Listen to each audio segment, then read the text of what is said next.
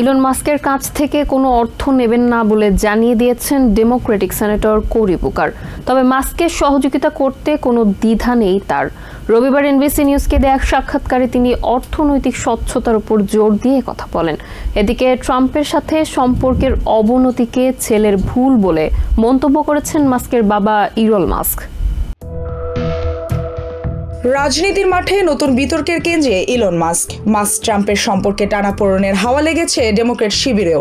বিশেষ করে মধ্যবর্তী নির্বাচনে ডেমোক্রেটদের অর্থ দিয়ে সহায়তা করার বিষয়ে প্রেসিডেন্ট ট্রাম্প ইলন মাস্ককে সতর্ক করার পরে নতুন বিতর্কের সূত্রপাত হয়। এই নিয়ে মুখ খুলেছে নিউ জার্সি ডেমোক্রেটিক সেনেটর কোরি বুকার। নির্বাচনী প্রচারের জন্য ইলন মাস্কের কাছ থেকে কোনো অর্থ গ্রহণ করবে না বলে স্পষ্ট ভাষায় জানিয়ে দিয়েছেন তিনি। রবিবার এনবিসি নিউজের মিট দ্য প্রেস অনুষ্ঠানে তিনি কথা বলেন। বুকার বলেন, মাস্কের সাথে একসঙ্গে কাজ করতে তার কোনো দ্বিধা নেই।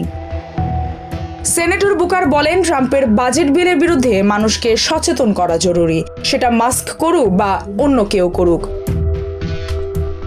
কোরি বুকার ট্রাম্পের বাজেট বিল নিয়ে উদ্বেগ প্রকাশ করে বলেন, দেশের মানুষদের জীবনযাত্রার খরচ নাটকীয়ভাবে বেড়ে যাবে। ট্রাম্প আবারও প্রমাণ করেছে তার রাজনীতি হলো বিশৃঙ্খলা, দুর্নীতি ও নিষ্ঠুরতায় ভরপুর বলে মন্তব্য করেছেন কোরি বুকার। এদিকে ট্রাম্পের সাথে মাস্কের সম্পর্কের অবনতি ইলন মাস্কের ভুল বলে মন্তব্য করেছেন ইলন মাস্কের বাবা ইলন মাস্ক। তিনি বলেন, ট্রাম্প নির্বাচিত প্রেসিডেন্ট, সুতরাং এই লড়াইয়ে ট্রাম্পই জিতবে, ক্ষতির সম্মুখীন হবে ইলন।